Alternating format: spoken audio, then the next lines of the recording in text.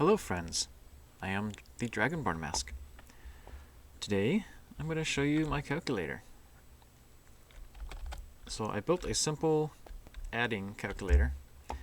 It can add two single digit numbers together.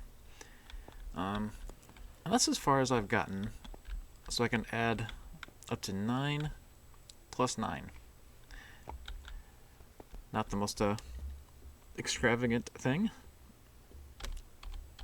but yeah, this is what it all took just to get it to do that. There's a bit of craziness going on in here. I'll show you that in a second. I'll show you that it works. I also have it hooked up to a 7-segment display, so it has 7 lines on here basically, and that makes up the numbers 1 through 9. I got 2 digits of that. So first, let's add a number. Let's do 5. Then we have to select which line we put it on. This is all manual. So we'll put this on line, we'll call the blue line A. Okay, this signals that there's a number being stored. So 5 is being stored. And you can see that on the display. Let's add 7. And we'll put that to line B. Hit that. That'll go into the system. And that should add up to 12. Very good. And now we shut this off. And this is the reset button. So this resets the memory. Now we'll put that back to 0. Let's try another. Let's do the max. So 9 plus, okay, put line or 9 on line B. You can see the light is illuminated. That should be 18. Very good. Reset. And back to 0. So yeah, this is it's been an interesting journey. I was really fascinated in really simple computers. I came across a channel that had like a relay computer. And it was very fascinating to me for some reason. And I think it'd be fun to build a relay computer in real life eventually. And I figured what better way to understand how it works than on a game with unlimited supplies without going out and actually buying things in real life. So I'll kind of show you what I figured out so far. The selector panel here, the 0 through 9. Basically, I turn that into a binary code. So when a number is selected, say hit 3, 3 should be 0, 0, 1, or 0, 1, 1.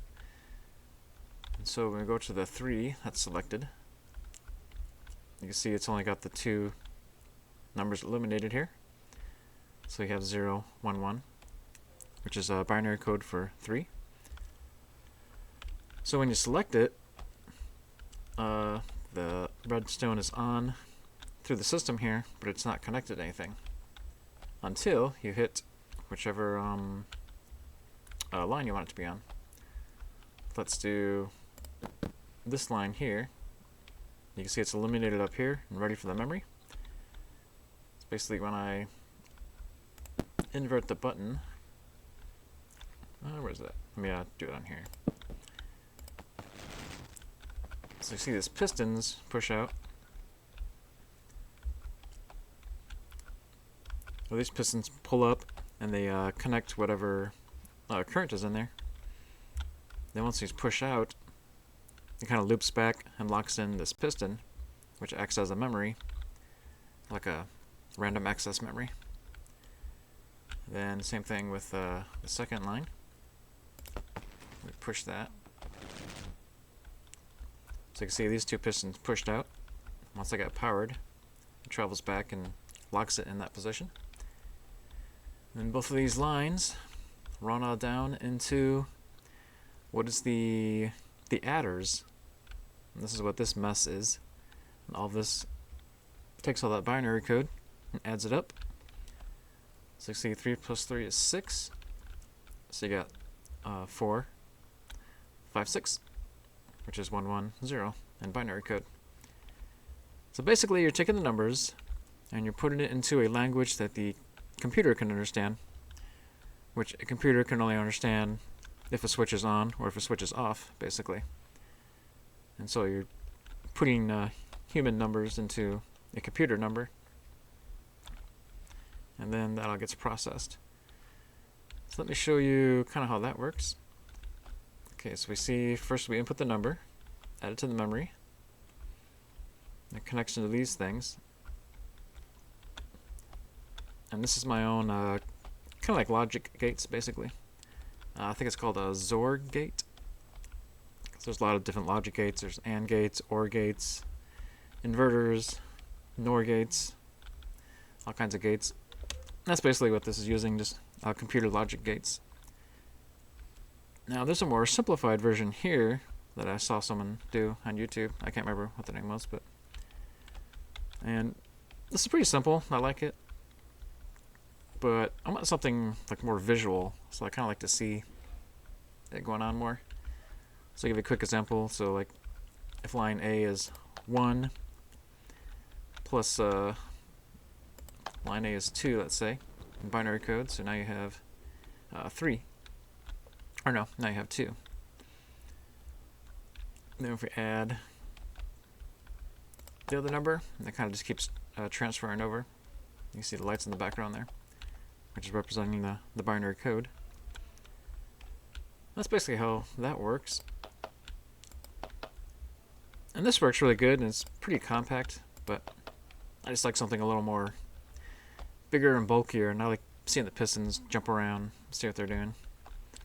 So you can see kind of same thing here. So line A is 1. Actually, let me reset this so it's not messing with it. But yeah, I like seeing the pistons all jump around and connecting to different things. So I believe it's called a XOR gate. A XOR gate or a NOR gate, I can't remember. But basically, there's no inputs going to line A or B, and so everything is off, which is 0. So let's say 1 plus 0 would be 1, or 0 plus 1 is 1, or you got 1 plus 1, which is 1, 0 in binary code. I'll kind of show you how that works. So these redstone blocks produce power. Now when they're both up here, they're connecting power to this redstone torch, which inverts the signal. So the signal will be off anytime one of these is up. So either one of this signal will not be changed, but it'll still connect this bottom signal. Either way. But now when they're both down, it turns this signal off, which allows this redstone torch to turn on. And then it shuts off this piston so that this power cannot go out. So now the only power that goes out is basically what they call like an overflow. So that it overflows into the next binary column. So like this would be, this is an 8-bit binary. So I think 8 bits can count up to 256. Or no, maybe it's 128. Yeah, so 8 bits can count up to 128. The number 128. So yeah, that's how that works. And then you can just keep copying and pasting this, basically. And you can make it as long as you need to, however many numbers you want to count up to. And then once you get your final binary code number, I have it traveling over to the binary decoder. So the first part is a encoder. So this encodes human numbers into computer numbers, or binary code. And this takes the computer binary code and puts it back to a human number. So right now, you kind of see it's on number 2. Actually, let's reset that.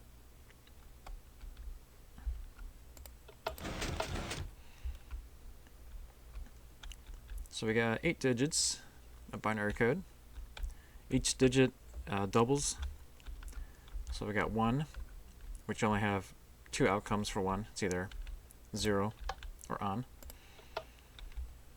Then second one gives you 2 more combinations along with this combination. So this can count up to 3 because 0 is counted as 1 step. Then you got 4. So let's say you wanted to make number 6. You'd add 4 plus 2. That would make 6. So the binary code for 6 is 1, 1, 0. That's kind of interesting.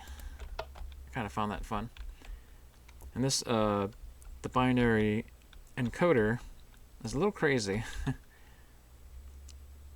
Look how long this thing is, and all of this, it only counts up to 64.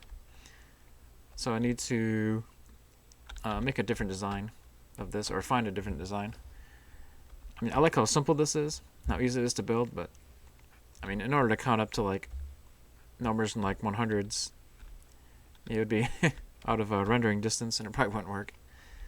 So I need to make something a little smaller, and I had a diagram over there. I'll show you in a minute. I actually found online, basically a logic gate,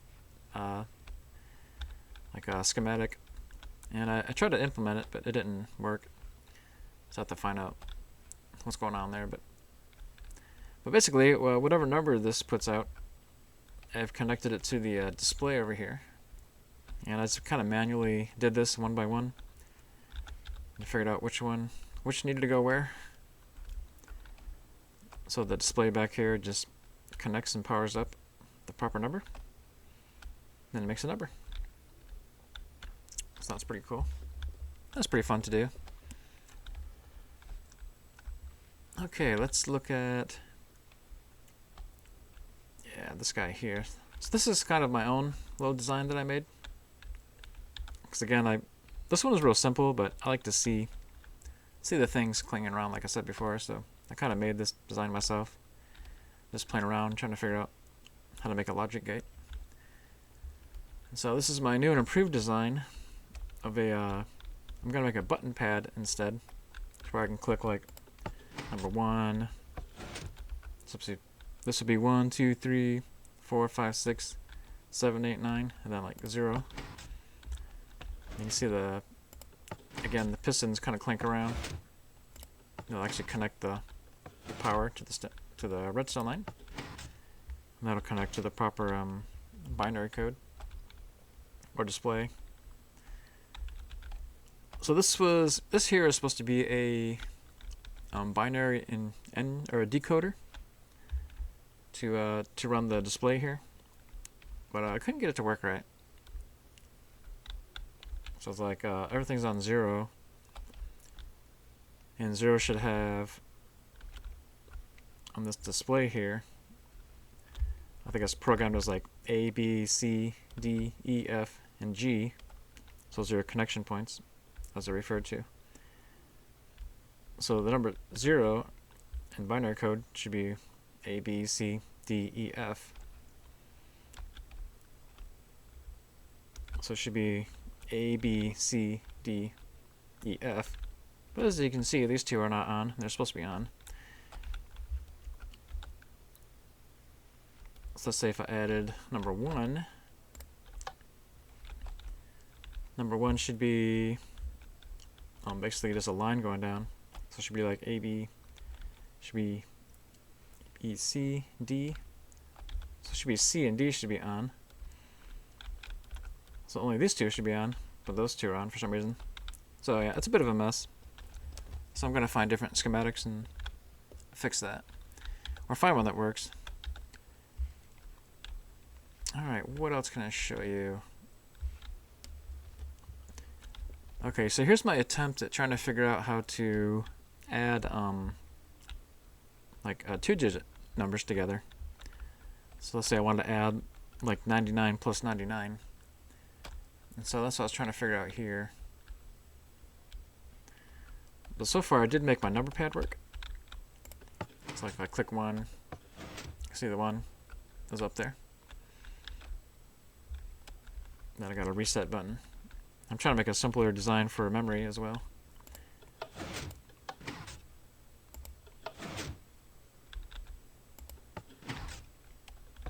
That's kind of like my memory resetter.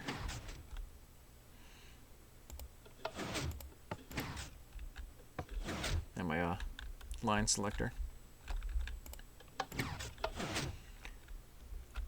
But then in order to decode it, or encode it into binary code with double-digit numbers, there's a whole different way. Basically, you have to have like a step memory or two-step memories to add like the two numbers together and convert it all. It was all crazy. So that's gonna take me a while. But that's my goal eventually, is to be able to add like 2 lines of 3-digit numbers. So I want to be able to add up to like 99 plus 99, just for the fun of it. But right now I'm working on two-digit numbers. Okay, I'm going to show you all these logic gates that I've been kind of scanning down and writing down.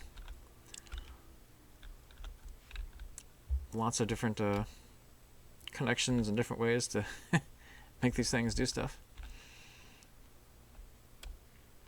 Let's see, I think here's some logic gates. Okay, etho hyperclock, monostable fast pulse, a rising edge fast pulse. Where's my logic gates? Some of these only work on the Java edition Minecraft. Here we go, here's some logic gates. So this is an AND gate. So let's say you have input on one side or the other. It won't work, but you have input on both sides, then it produces an input or an output. And this is the basic on and off switch. And then you have an OR gate. So you either have one input, one output, one input, one output, or you have both inputs. It's a vertical AND gate. An RS latch. Basically it holds a state on or off. Let's see, RS latch, vertical. Here we go, here's the NOR gates. XOR.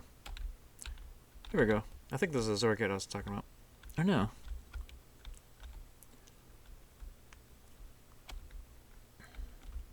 Yeah, okay, so we got a single one that pulses, it turns on. Put it both around, it turns the signal off. That's basically what I created, but I used the clinky pistons instead. There's NOR gates, which I think is, if anyone is on, it cuts off the signal.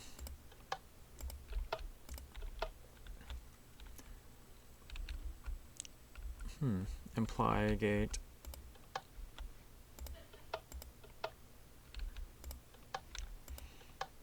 I can't remember what that one does.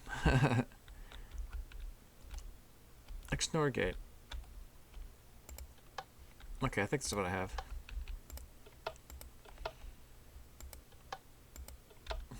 But yeah, there's a lot of different gates you can make. That's pretty cool.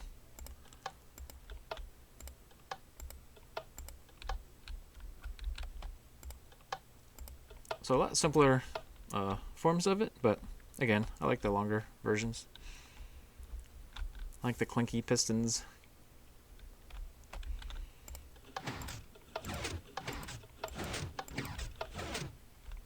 Sounds kind of fun.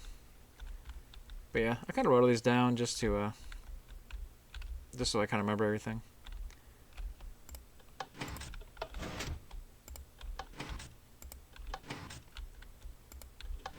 Different way to make a signal, separate signal to your light spots.